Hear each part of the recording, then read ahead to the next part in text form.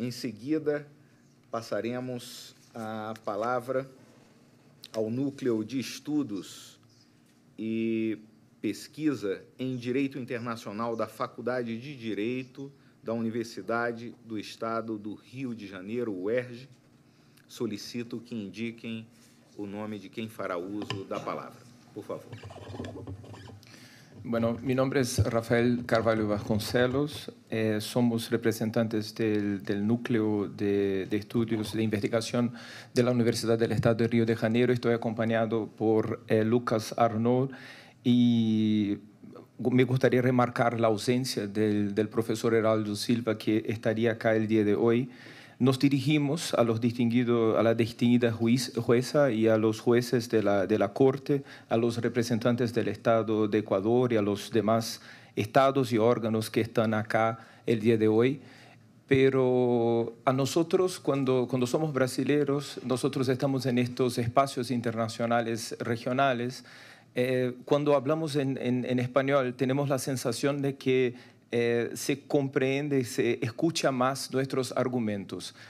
Contudo, entretanto, eu gostaria de me dirigir a essa honorável corte em português, porque o doutor Caldas conhece os nossos esforços quando eu estava no Tribunal Permanente de Revisão para que o Guarani fosse reconhecido como língua oficial do Mercosul, e nesse momento eu acredito que o português ele deve remarcar esse espaço como um espaço de multiculturalismo e de proteção de direitos humanos como algo bastante importante. Então, é uma forma de me desculpar, mas remarcando as razões por me dirigir à corte em português. Bom, eu acredito que essa audiência é uma audiência muito importante para remarcar determinados pontos que foram apresentados nas manifestações dos estados, nas manifestações dos órgãos da sociedade civil e dos indivíduos. E, portanto, ao invés de buscar fazer uma abordagem global sobre as questões apresentadas, nós decidimos fazer uma pontuação dividida em 3 pontos específicos. O primeiro ponto seria o papel das opiniões consultivas, portanto, o rol das opiniões consultivas, a concorrência entre o Instituto de Asilo Diplomático e o Instituto do Refúgio, a possibilidade dessa concorrência e, por último, as obrigações que são geradas aos estados a partir do momento que nós temos o reconhecimento ou do Instituto do Asilo Diplomático ou do Instituto do Refúgio. Sobre o primeiro ponto, que seria sobre o papel das opiniões consultivas, essa corte ela já teve a oportunidade de se pronunciar em 2014, na opinião consultiva 21, sobre a integração das opiniões consultivas ao bloco de convencionalidade. Ou seja, hoje não há mais dúvida e há que se remarcar o heróico esforço do juiz, do magistrado Eduardo Ferrer, que em pronunciamentos anteriores remarcava essa possibilidade da integração das opiniões consultivas ao bloco de convencionalidade. E essa integração das opiniões consultivas ao bloco de convencionalidade, ela transforma o caráter não vinculante da opinião consultiva, reposiciona esse caráter não vinculante da opinião consultiva, tornando o pronunciamento da Corte em casos consultivos informador, indefinitivo da interpretação a ser dada pelos estados, pelos destinatários da Convenção Americana ao texto da própria Convenção. Mas é importante, e nesse ponto que nós fazemos essa alusão ao papel, ao rol das opiniões consultivas, é muito importante dizer qual seria, então, a diferença crucial e principal existente entre as opiniões consultivas e os casos contenciosos. Então, nós gostaríamos de dividir a atuação de um tribunal internacional em 2 vertentes principais. É uma vertente inicial de busca de dar eficácia ao direito, ou seja, dizer o direito da forma como melhor deve ser interpretado e melhor deve solucionar uma questão, e, de outro lado, uma questão de efetividade. A partir do momento que existe uma decisão prolatada por um tribunal internacional, uma preocupação de como essa decisão ela vai definitivamente ser efetiva. E como seria essa efetividade? Se o Estado ou se o destinatário do cumprimento daquela decisão vai aderir ao seu cumprimento ou se vai preferir cometer um ilícito internacional e ignorar o pronunciamento da Corte ou do Tribunal Internacional.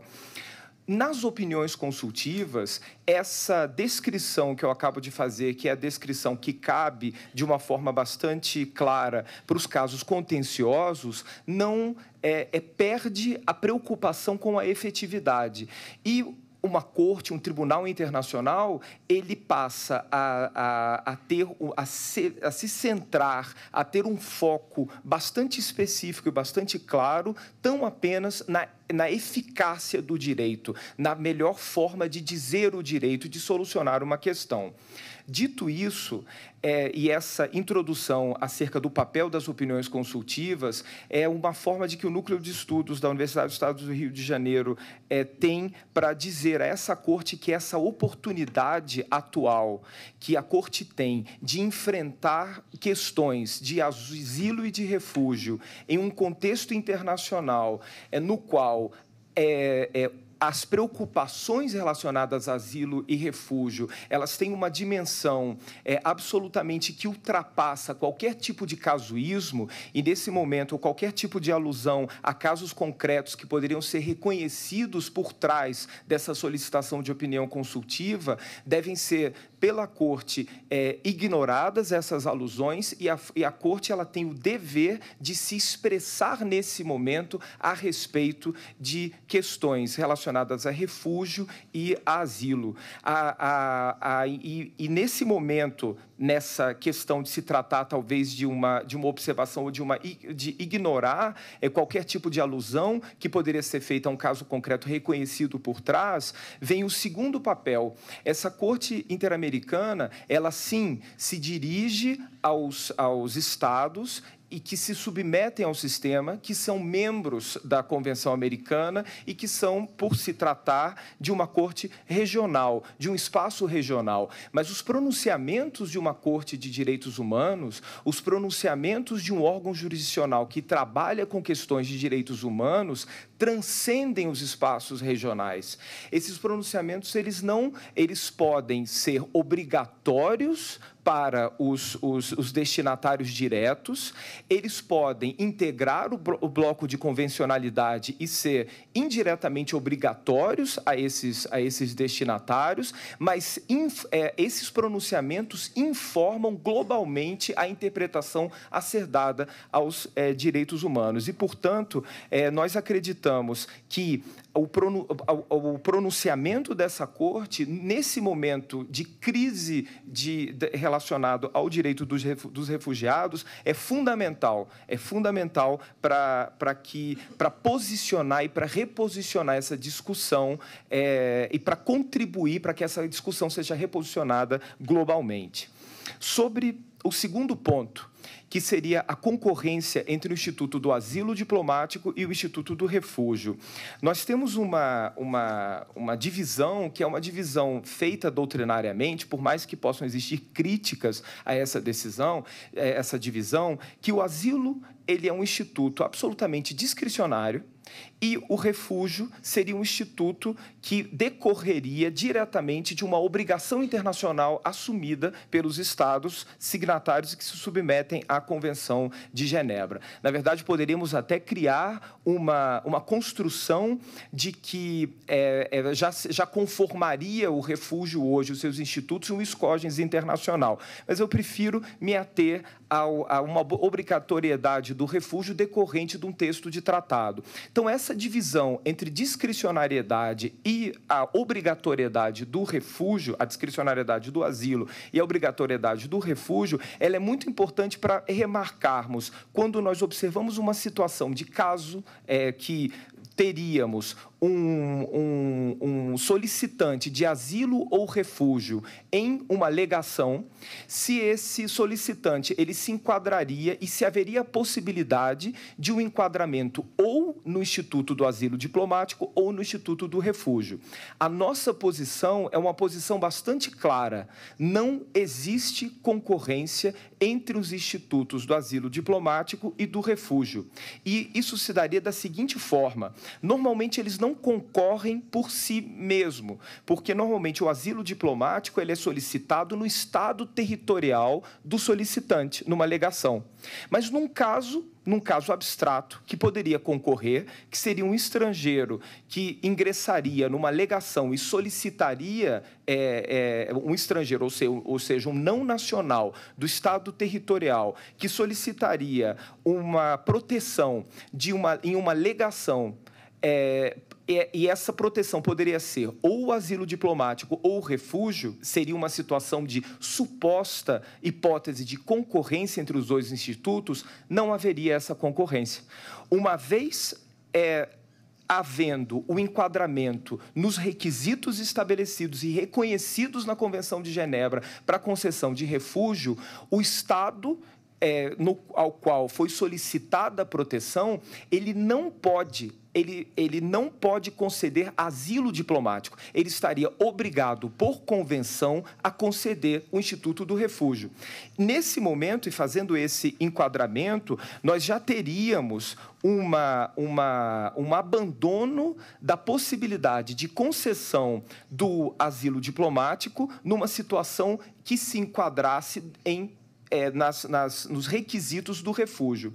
Ou seja, uma vez havendo enquadramento nos requisitos do refúgio, o Estado da alegação ele estaria obrigado a conceder o refúgio e não teria a discricionariedade, a possibilidade de concessão do asilo diplomático.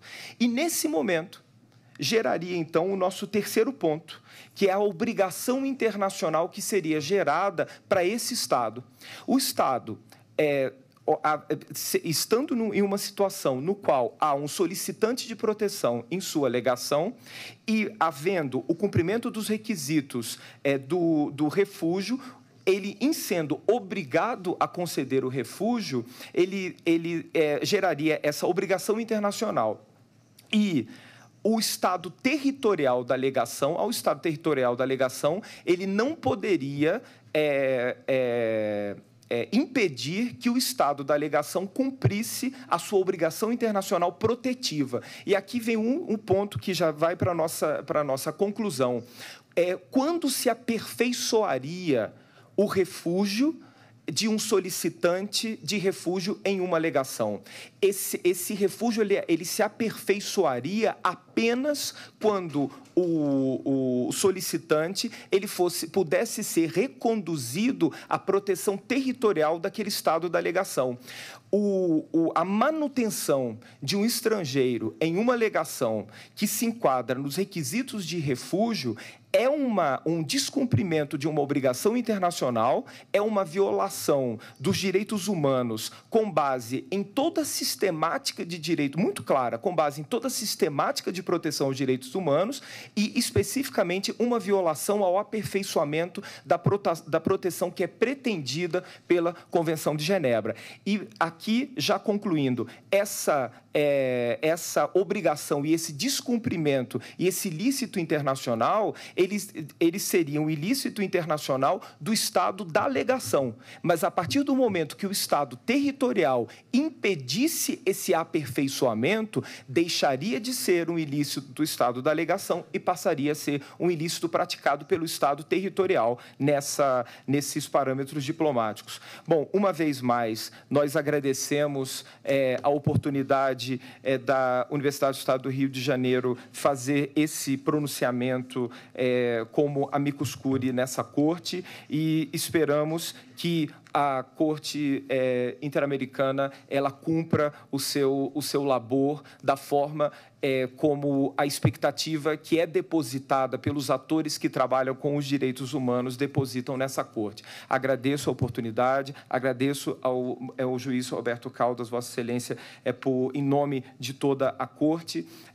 Ressalto uma vez mais a presença do professor Lucas Arnaud e a ausência do nosso membro da equipe, Heraldo Silva, e muito obrigado pela oportunidade e boa tarde. Agradeço, em nome da Corte, a apresentação feita pelo professor Rafael Carvalho de Vasconcelos, da UERJ,